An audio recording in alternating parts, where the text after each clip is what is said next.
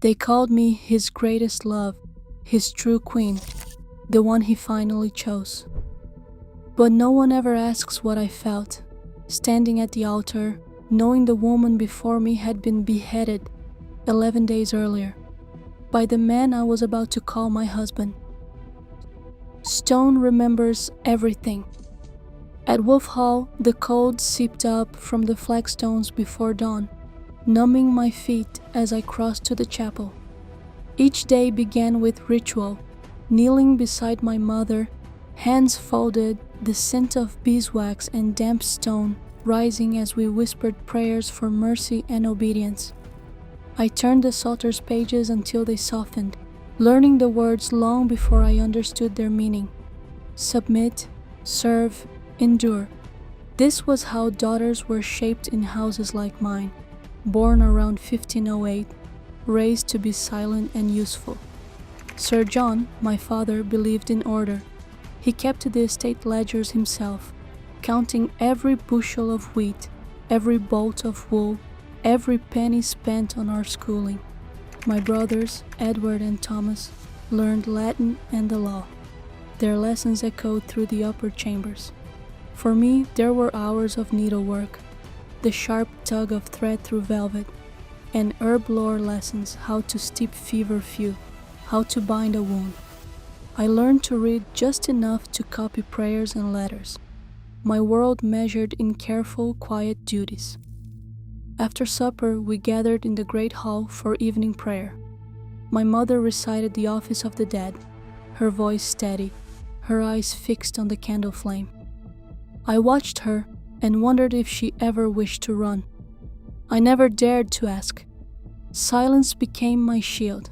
I kept my gaze lowered, spoke only when spoken to, moved as quietly as the servants polishing pewter. Above my bed, I stitched the motto, bound to obey and serve. I pricked my finger, watched a bead of blood bloom on the linen. I believed obedience was safety, that if I was good enough, God would notice. But ambition moved through Whitehall like a draft. My brothers whispered about court, about the place a daughter might go. I listened, heart pounding, and tried to believe that smallness could protect me. Ambition in my family was never spoken aloud, but it pressed against the walls of Whitehall all the same. My brothers, Edward and Thomas, carried it in their voices, in the way they leaned close over the table at night, plotting futures that might lift our name higher. I learned to move quietly around them, careful not to disturb their schemes. Edward's letters rustled with plans, always asking for favors, always sending news to London, searching for a patron who might open a door. Thomas wrote too, his hand swift and bold, urging me to remember that I was not only a daughter, but a Seymour. They saw court as a ladder, and I was one more rung. They believed service was a kind of destiny. For them, the path was clear. Edward would win a place at the king's side. Thomas would charm his way through the royal chambers. And I, useful, silent, dutiful, would be sent to serve the queen. It was understood. My mother stitched gowns for me that would pass inspection. My father set aside coins for the journey, and I practiced my courtesy in the shadowed corners of the hall. I was not asked if I wished to go. My wishes were as small as the stitches I made each evening, almost invisible, but necessary to hold the fabric together. When the summons came, there was no celebration, only the sound of my name read aloud, and the quick, satisfied glance between my brothers. The letters they wrote on my behalf, careful, pleading, full of promises, had done their work. I packed my psalter, my needle, my fear. I tried to believe that obedience would keep me safe, that if I moved softly enough, I might pass through court as I had passed through childhood, unseen, untouched, untroubled. But the air in the house had changed. My brother's ambitions had become my fate, and the doors of Whitehall opened not for my escape, but for my offering. In 1529, I entered Catherine of Aragon's household, where the day began in silence. Her rooms were steeped in ritual, prayers whispered before dawn, the scent of lilies and beeswax lingering in the air. I learned to lace her bodice with careful hands, to smooth the heavy folds of Spanish damask, to press a rosary into her palm. Catherine's gaze was steady, her words measured, her sorrow rarely spoken. The other ladies moved quietly, their Latin murmurs blending with the soft clatter of beads. Obedience was expected, and I folded myself into the order she required, believing that if I moved softly enough, I might escape notice. In her presence, goodness was a shield, and I clung to it, certain that piety could keep me safe from the court's shifting winds. In 1531, I was transferred to Anne Boleyn's service. Anne's chambers were nothing like Catherine's. Laughter echoed off the walls, and every glance carried a challenge. Anne moved with restless energy, changing her gowns twice before noon, demanding wit and quick hands. I learned to pin her sleeves just so, to untangle her necklaces without catching her hair. The air was charged, every word weighed, every gesture watched. Anne's moods could turn in an instant, and I saw ladies dismissed for a careless phrase, others drawn close by a clever remark. The music was louder, the dances longer, the hours stretched by tension and anticipation. Sometimes I found Anne alone, her fingers white around a letter, her face unreadable. I learned to keep my own face blank, to listen more than I spoke. Between these two courts, I became cautious. Catherine's piety taught me to kneel and endure, and Anne's volatility taught me to wait and watch. The rules were unspoken, written in glances and folded veils. I stitched my motto, bound to obey and serve, into my sleeve, hoping my usefulness would keep me invisible.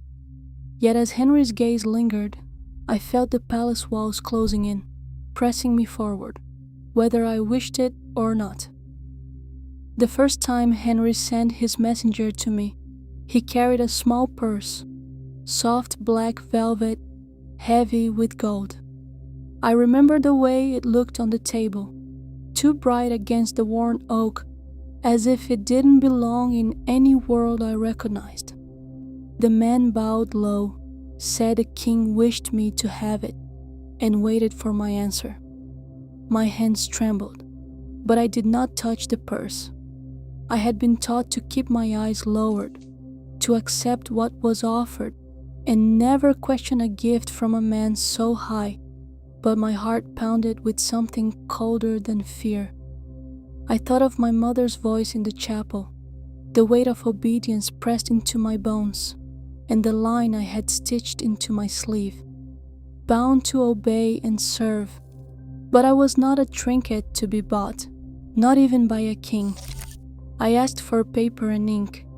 The words came as if someone else was guiding my hand. I have no greater treasure in this world than my honor. That was all I wrote.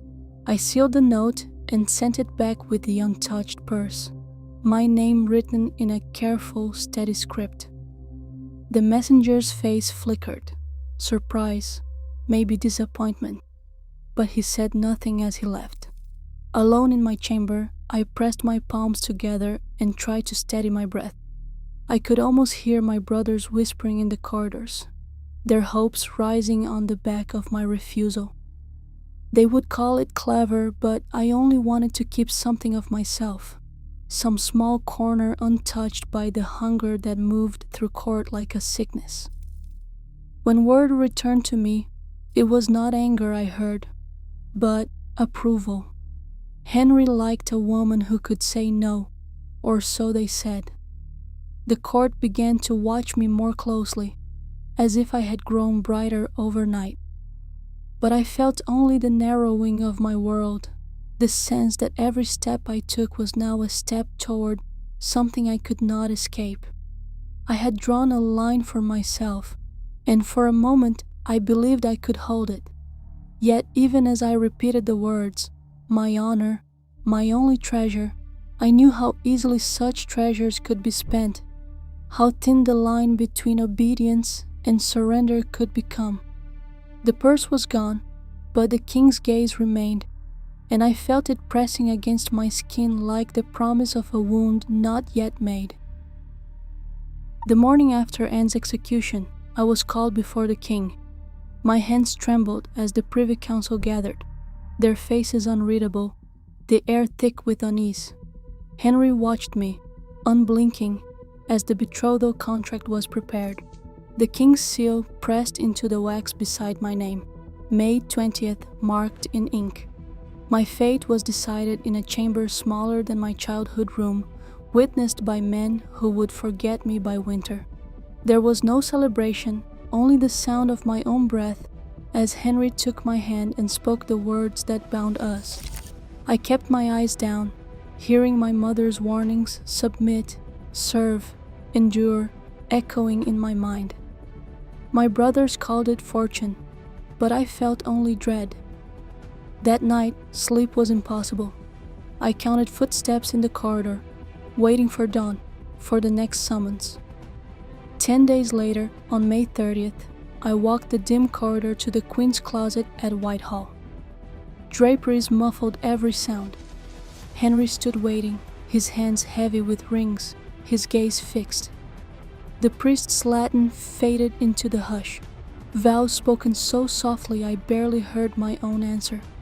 White satin and gold veiled my hair, but I felt exposed. The king's grip tightened around my fingers as I repeated the words, obedience, service, honor, hoping they would protect me. There were no crowds, no bells, only the scrape of the priest's shoes and the silence that followed. I belonged to the king now, in a room that smelled of wax and secrets. Afterward, my name appeared on documents I'd never seen. Then came the king's reward, a grant of 104 manors scattered across England and Wales, Bickley, Plympton, Coxwell, East Ham, Rugby, each one listed in the patent rolls. £1,500 a year, enough to secure a queen, enough to make my family's ambition real. But as I stood in those rooms, the ink still drying, I felt no richer. The land, the gold, the title, none of it was truly mine. I was a signature, a vessel, bound by vows and sealed contracts. They pinned the motto to my sleeve before I could protest. Every woman in my household wore it too, stitched in blue silk, bound to obey and serve. The words prickled against my skin like a warning. I remembered stitching that same phrase above my bed at Wolf Hall, believing it might keep me safe. Now it was a public promise, a shield and a shackle, displayed for all to see. I wondered if anyone noticed how my fingers shook fastening it. On the 7th of June, the king ordered a procession on the Thames. I was dressed in crimson silk, heavy with gold thread, and led to the barge. Musicians played, banners snapped, and crowds pressed along the banks, shouting blessings that sounded more like demands. The water shivered beneath us, and London's eyes, hungry and expectant, fixed on my face. I smiled because I must. I held Henry's hand because I had to. I told myself that if I sat very still, I might not drown. The air was thick with incense and river smoke. I heard the people call my name, but I could not answer. I was meant to be proof that England could begin again, that obedience could heal what ambition had destroyed. The memory of Anne's absence pressed against my back, her blood still fresh in the stones behind us. The king's fingers were warm on mine, but I could not tell if he meant comfort or possession. They wanted a queen who would submit now, who would soothe. I tried to be that woman, every gesture measured. Still, I carried a secret hope that I might do some small good, even from inside this gilded cage. So I knelt before Henry and begged mercy for Princess Mary. I pleaded for the daughter he had cast aside. My voice trembled, but I did not look away. He listened, his face unreadable. and at last agreed to spare her life, though not her freedom. Mary would remain under guard, but she would live. It was all I could win. Each morning, the waiting pressed harder. I counted the days by the ache in my back, the swelling of my ankles, the way the light shifted across the tapestries at Hampton Court. The air in my chamber thickened, heavy with the breath of women who watched me as if I might break. I learned to measure my life in whispers and glances. How many steps from bed to window? How many prayers before dawn? How many times the midwife's hand lingered on my wrist, searching for signs of danger? The king sent for delicacies from across the sea. 12 live quails, wrapped in oilcloth, their hearts beating fast beneath my fingers. They said the birds would warm my blood, coax strength into my body for what was coming. I watched them flutter in their gilded cage, trapped and trembling, and wondered if they sensed what I did. That comfort can be a kind of warning, that kindness sometimes masks fear. Anne Kerr, the midwife, came each week, her eyes sharp, her voice soft.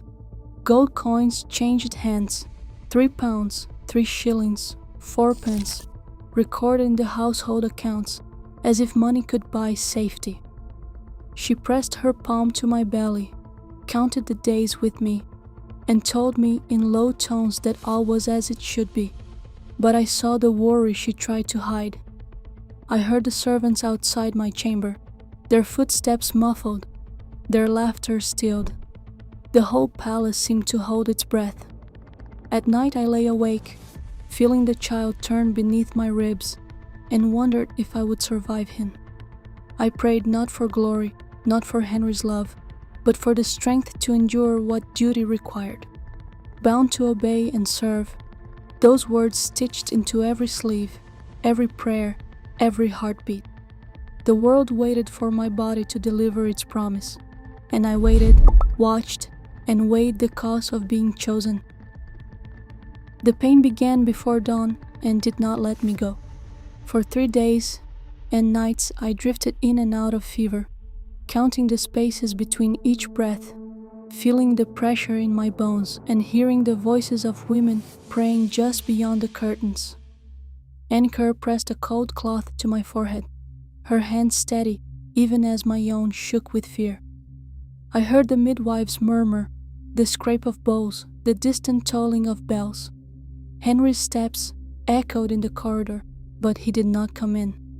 I was alone with the ache and the waiting, certain that the world's hope pressed down on my chest as heavily as the sheets. On the 12th of October, the child's cry split the silence. Edward was alive and red-faced, his fist curled around my finger. They said the king wept for joy, that England's prayers had been answered at last. I tried to believe it was triumph, but my body was hollowed out and my limbs were leaden. The fever crept in, slow at first, then burning. I watched the candle gutter, saw the shadows lengthen on the tapestries, and wondered if I would see another dawn. 12 days. That was all. On the 24th, the world grew muffled, the voices faded, and I slipped beneath the surface. They wrapped me in black velvet, carried me through silent halls, and laid me in the chapel at Windsor. Henry ordered mourning for 3 months. He did not attend the funeral. They say he wore black every day, but I do not know if he mourned the woman or the son I gave him. Bound to obey and serve, that was the motto stitched into my sleeve and into my heart. I kept my honor, as I promised, but in the end I cannot say if I was loved or only useful. I am gone, and the question remains, echoing in the stones. Was I ever more than the blood I left behind?